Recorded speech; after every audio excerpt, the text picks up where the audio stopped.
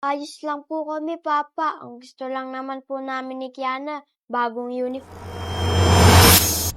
Rachel, teka lang. May sinasabi pa si Ayan eh. Ba't bigla mo kinuha yung cellphone?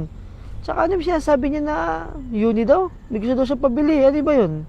Yung kwintas yun, yung brand na Unisilver. Nakita kasi nila sa mall, nagustuhan nila yung kwintas na yun.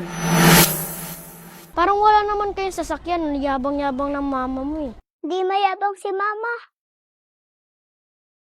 Kayong dalawa ni Buna, kapag nasa labas tayo, huwag kayong salita na salita ng mga problema natin. Paano kung marinig yan ng mga kapitbahay natin? Makarating na naman dyan sa papa mo. Isipin ng papa mo, pabayang ina ako sa inyo. Ma, hindi naman po kami nagsasabi sa labas ng mga problema natin eh. Tsaka ma, nahihirapan na po ako maglakad sa sapatos ko. Ang laki na po ng sira dito sa unahan, tapos yung sakong ko po, lumalabas na. Ito naman, ito sabihin mo rito sa kapatid mo ha. Huwag nyo nang iisipin yung sinasabi ng ibang tao.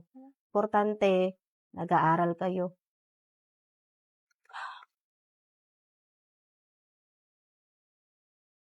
Diba, dapat sa sarili niya yung sabihin. Kasi si Mama, lagi na lang niya iniisip kung ano yung mga sasabihin ng mga tao sa kanya. Kaya nga bilis siya ng bili ng mga alahas niya eh. Para magyabang dyan sa mga kapitbahay namin.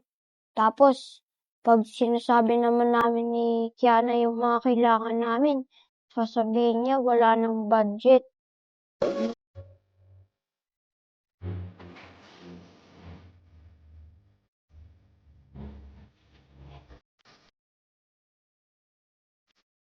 Ay, ate, may bigay pala yung teacher ko, si Teacher Angie na tinapay kanina.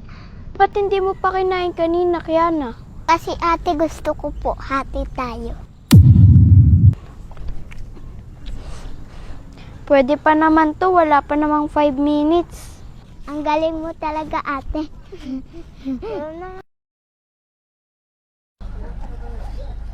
Alam mo ba, ate, may nangangasar po sa akin na bata. Sinabi niyo po, hindi po ako naliligo, tapos nagpapalit ng damit.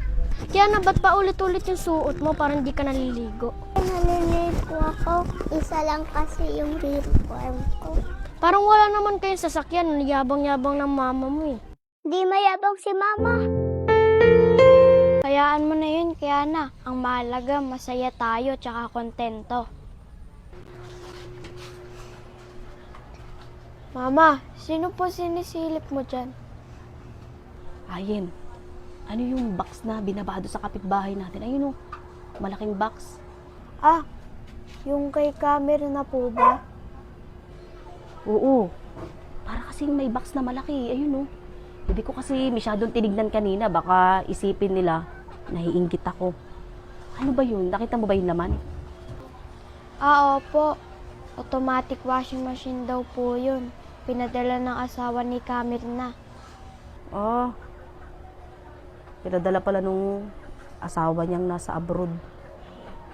Kala nga, tawagan ko nga kaagad si Emma.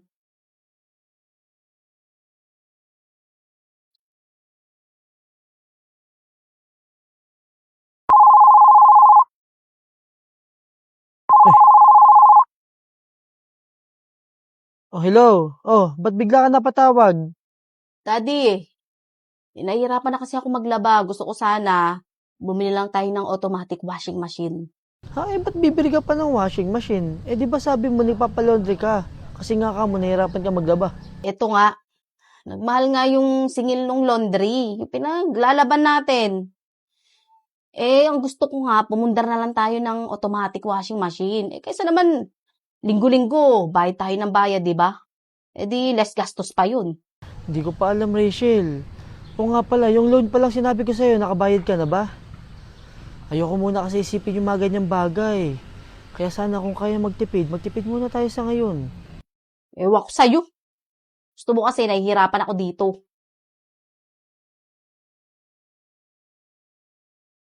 Naunahan pa ako pumundar nung kapitbahay namin.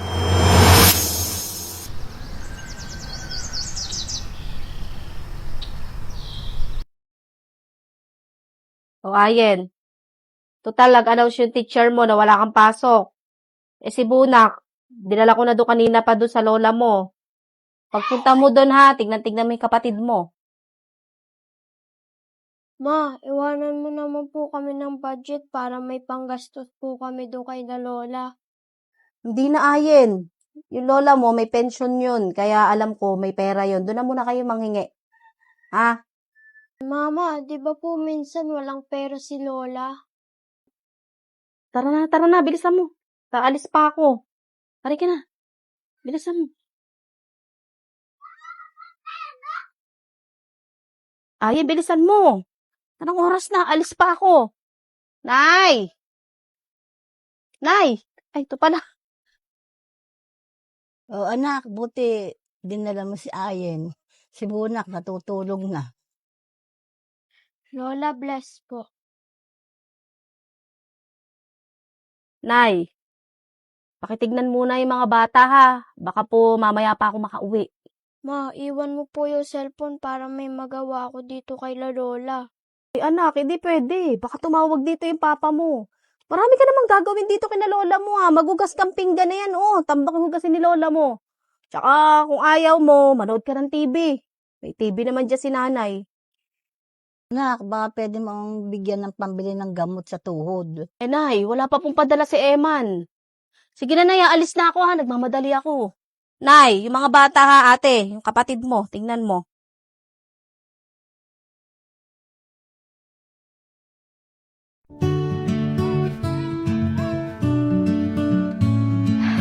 Sarap talaga gumala kapag walang kasamang bata. Stress free.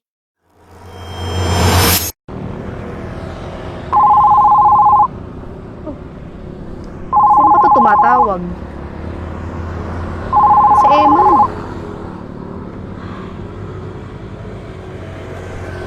Oh, Eman! Bakit? Wala ako sa bahay.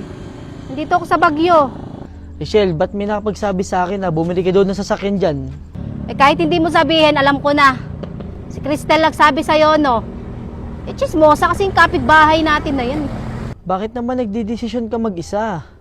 Sana naman kasi pinaalam mo muna sa akin eh. Alam mo namang ako nga dito tipid na tipid. Alam mo, Eman, that nga maging masaya ka. Kasi marunong ako kumapit ng pera dito. Hindi sa luho napupunta yung perang pinapadala mo. Alam mo, investment yan eh. Pundar natin yung sasakyan na yan. Eh, oo nga, nandyan na. Pero di ba may mas importante pa tayong dapat unahin kaysa sa ganyan? Ano? Magtatalo na naman ba tayo, Eman? Araw-araw na lang. Kasawa na eh. Kakainis. Umalis na nga ako eh. Tatawag pa. Maganda yung ganyan. Pag nasa malayong lugar ako, may peace of mind.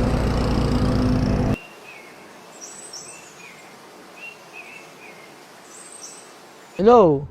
Rachel? Hoy!